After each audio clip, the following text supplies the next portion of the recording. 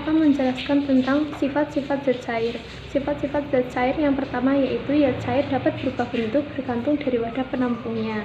Misalnya ketika kita menuangkan air ke dalam gelas, maka air tersebut akan berbentuk seperti gelas. Ketika kita menuangkan air ke dalam mangkuk, maka air tersebut akan berbentuk seperti mangkuk. Dan misalnya kita menuangkan air ke dalam botol, maka air tersebut akan berbentuk seperti botol. Artinya adalah zat cair memiliki bentuk yang sesuai dengan wadahnya dan dapat berubah bentuk sesuai wadahnya itu. Contohnya seperti berikut ini. Dan yang kedua ada zat cair menempati ruang dan mempunyai massa. Bila kita menuangkan air ke sebuah wadah, maka air tersebut akan menempati ruang dari tempat yang terendah. Ketika air dituangkan pada sebuah wadah, bentuknya tidak akan beraturan, maka air akan menyesuaikan bentuk sesuai dengan wadah penampung itu. Wadah yang kosong akan terasa lebih ringan dibandingkan wadah yang terisi air. Ini menunjukkan bahwa air memiliki massa. Contohnya seperti berikut ini. Dan yang ketiga yaitu permukaan zat cair selalu mendatar. Jadi, meskipun wadah menampung air dibuat miring sekalipun, permukaan air akan selalu datar. Contohnya seperti berikut ini. Dan yang keempat ada zat cair mengalir dari tempat yang lebih tinggi ke tempat yang lebih rendah. Ketika kita menuangkan air ke suatu wadah, kemanakah air akan mengalir? Nah, selalu mengalir ke tempat yang lebih rendah. Demikian pula halnya aliran air pada sungai selalu mengalir ke arah hulu menuju hilir. Artinya zat cair mengalir ke tempat yang lebih tinggi ke tempat yang lebih rendah, atau zat cair mengalir ke bawah pengaruh gravitasi hingga mencapai daerah terendah yang mungkin untuk menampungnya. Contohnya seperti berikut ini. Jadi dari kesimpulan di atas ada beberapa karakteristik yang dimiliki oleh fluida, khususnya zat cair. Di antaranya, pada zat cair terdapat tekanan hidrostatik zat cair menekan ke segala arah dan sama besar seperti perilaku benda yang mengapung, melayang, atau tenggelam dalam zat cair. C. Tekanan dan tekanan hidrostatik. Tekanan didefinisikan sebagai gaya yang bekerja pada suatu permukaan tiap satuan luas permukaan. Dengan kata lain, tekanan merupakan perbandingan antara gaya tekan dan luas bidang tekannya. Sehingga semakin besar gaya tekanannya, semakin besar pula tekanan yang ditimbulkan. Baliknya, semakin besar luas permukaan yang mengenai bidang tekan, semakin kecil tekanannya. Selanjutnya, tekanan hidrostatik. Tekanan hidrostatik merupakan tekanan pada fluida. Contohnya ketika berenang. Ketika berenang, seseorang akan merasakan adanya tekanan pada gendang telinga. Semakin dalam menyelam, semakin besar pula tekanan yang diterima oleh telinga. Dan orang tersebut pun akan merasakan sakit pada telinga. Tekanan pada zat cair bertambah seiring dengan pertambahan kedalaman. Tekanan hidrostatik zat cair pada kedalaman yang sama, nilainya selalu sama, bagaimanapun bentuk wadahnya. Artinya, tekanan hidrostatik dipengaruhi oleh kedalamannya saja, tidak bergantung pada bentuk wadahnya. Terdapat dua percobaan pada percobaan tekanan hidrostatik. Percobaan yang dilakukan yaitu percobaan menggunakan botol yang dilubangi. Percobaan pertama, botol ditutup dengan tutup botol. Dan percobaan yang kedua, botol tidak ditutup. Pada botol yang ditutup dengan tutup botol, akan terjadi lubang paling atas tidak akan mengeluarkan pancaran air, sedangkan lubang lainnya memancarkan air. Tapi kekuatan pancaran airnya tidak sekuat jika dibandingkan dengan percobaan tanpa tutup botol. Karena di dalam botol yang tertutup tidak ada tekanan udara, sehingga air tidak mendapat tekanan. Maka lubang paling atas beralih fungsi mengambil udara sehingga udara masuk dan air tertekan oleh udara. Maka terjadilah pancaran air. Dan tekanan yang diterima lubang paling bawah tetap lebih besar menyebabkan pancaran air lebih kuat dari lubang yang lainnya. Yang kedua, jika tanpa tutup botol. Jika botol tanpa memakai penutup, maka akan terjadi semua lubang menyemburkan air. Tetapi, lubang paling bawah memiliki kekuatan pancaran air yang paling kuat dibandingkan dengan lubang yang ada di atasnya. Sedangkan, lubang paling atas akan memiliki kekuatan pancaran yang lebih lemah dibandingkan dengan lubang di bawahnya. Hal ini terjadi karena lubang paling bawah mendapat tekanan paling besar dibandingkan lubang yang ada di atasnya. Sedangkan, lubang paling atas mendapat tekanan air yang lebih kecil sehingga kekuatan pancaran airnya juga relatif lebih lemah. Dari percobaan yang dilakukan, dihasilkan bahwa meskipun botol memakai tutup maupun tanpa tutup, pancaran air yang dikeluarkan dari lubang paling bawah akan lebih kuat daripada lubang yang di atasnya. Hal ini bisa terjadi karena lubang paling bawah mendapat tekanan beban dari seluruh massa air yang ada di atasnya sehingga kekuatan pancaran air lebih besar. Tekanan tersebut dinamakan tekanan hidrostatik. Pengertian hukum Pascal. Hukum Pascal menyatakan bahwa tekanan eksternal yang diberikan zat cair dalam sistem tertutup diteruskan ke segala arah dengan sama besar, dan tekanan pada setiap titik pada fluida akan meningkat sebanding dengan tekanan eksternal yang diberikan. Contoh hukum Pascal pada rem hidrolik pada mobil seperti yang dapat dilihat pada gambar. Ketika pengemudi menginjak pedal rem, tekanan pada silinder utama akan meningkat. Kenaikan tekanan ini akan diteruskan ke seluruh bagian fluida di sepanjang sistem hidrolik sehingga silinder rem akan mendorong kanvas rem terhadap cakram yang menempel pada roda mobil. Akibat gesekan antara kanvas rem dengan cakram akan menyebabkan laju mobil berkurang. Rem hidrolik seperti ini bisa disebut rem cakram yang digunakan pula di sepeda motor. Fluida yang digunakan sebagai media penyalur tekanan pada oli.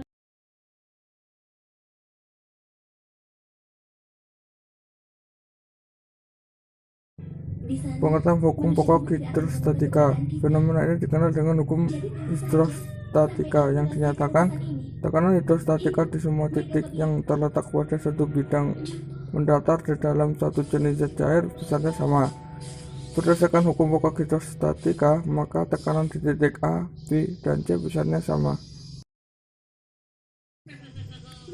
Contoh hukum pokok hidrostatika. Contoh tekanan hidrostatis yang selanjutnya yaitu pada pemasangan infus.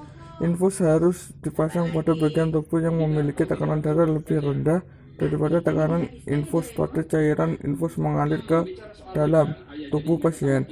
Apabila tekanan darah lebih besar daripada tekanan infus, maka darah akan mengalir melalui selang infus menuju ke kantong infus.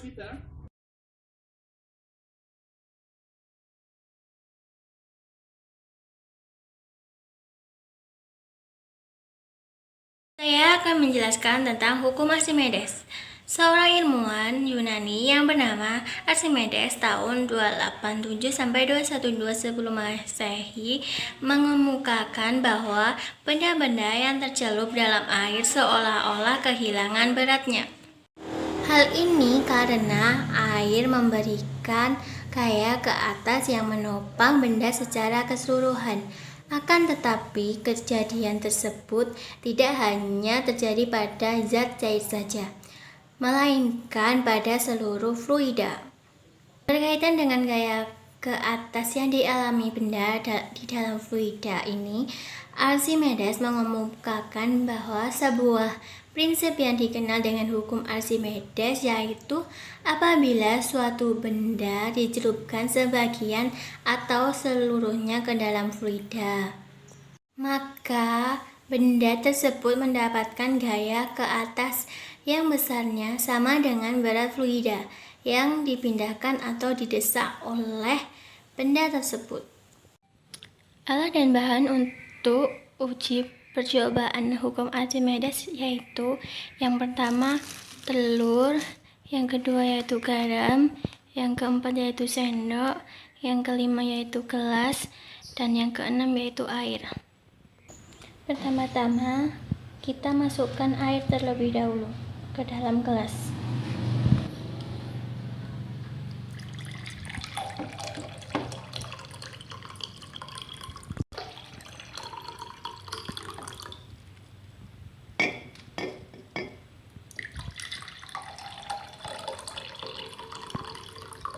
Pada gelas pertama kita masukkan telur dengan air tawar. Pada gelas kedua kita masukkan garam sebanyak 1,5 sendok makan.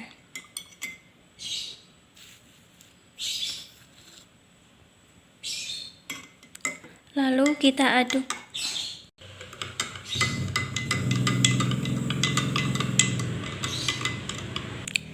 Lalu kemudian kita masukkan telur.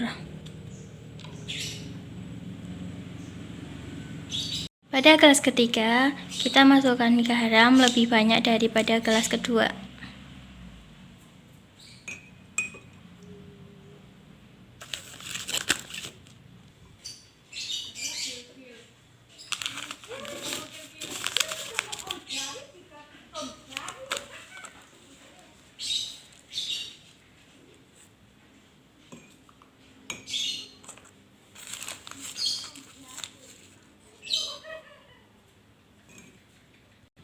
Lalu kita aduk pelan-pelan hingga garam larut.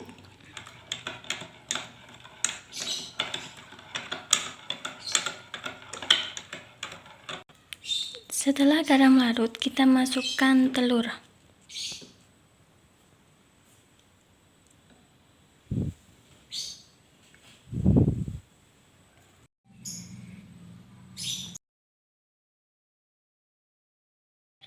Pada gelas pertama, telur tenggelam karena massa jenis air lebih kecil daripada massa jenis benda, di mana bendanya adalah telur. Kemudian, pada gelas kedua, massa jenis air sama dengan massa jenis benda, sehingga bendanya atau telurnya akan melayang. Kemudian, pada gelas ketiga, massa jenis air lebih besar daripada massa jenis benda, sehingga bendanya akan naik atau terapung.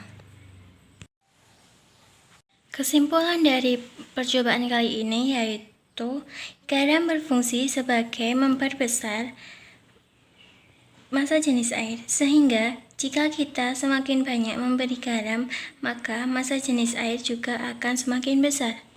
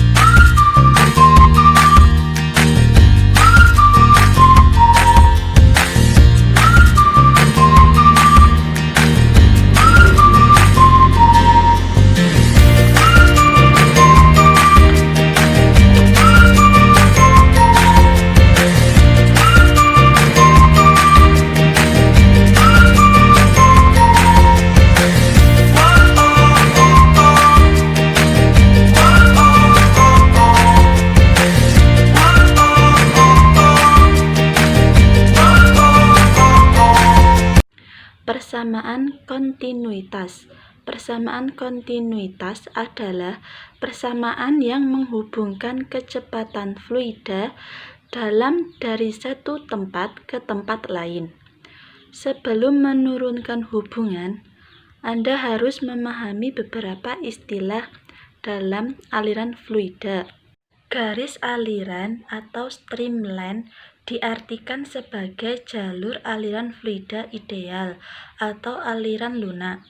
Garis singgung di suatu titik pada garis memberikan arah kecepatan aliran fluida. Garis alir tidak berpotongan satu sama lain. Tabung air adalah kumpulan dari garis-garis aliran. Air yang mengalir di dalam pipa air dianggap mempunyai debit yang sama di sembarangan titik. Contoh sederhana dari kontinuitas adalah saat kita bermain dengan selang untuk menyiram tanaman. Ketika kita menekan ujung selang, sebenarnya kita sedang mempersempit luas permukaannya, sehingga berdasarkan persamaan kontinuitas yang sudah kita pelajari di atas, kecepatan aliran akan semakin tinggi. Persamaan Bernoulli. Persamaan Bernoulli berhubungan dengan tekanan, kecepatan, dan ketinggian dari dua titik poin atau titik 1 dan titik 2 aliran fluida yang bermassa jenis. Persamaan ini berasal dari keseimbangan energi mekanik atau energi kinetik dan energi potensial dan tekanan. Contohnya adalah angka 1 dan angka 2 menunjukkan titik atau lokasi tempat fluida tersebut diamati. Misalnya seperti pada gambar di bawah ini. Titik 1 memiliki diameter yang lebih besar dibandingkan titik 2. Hukum Bernoulli dapat menyelesaikan untuk setiap dua titik lokasi pada aliran fluida.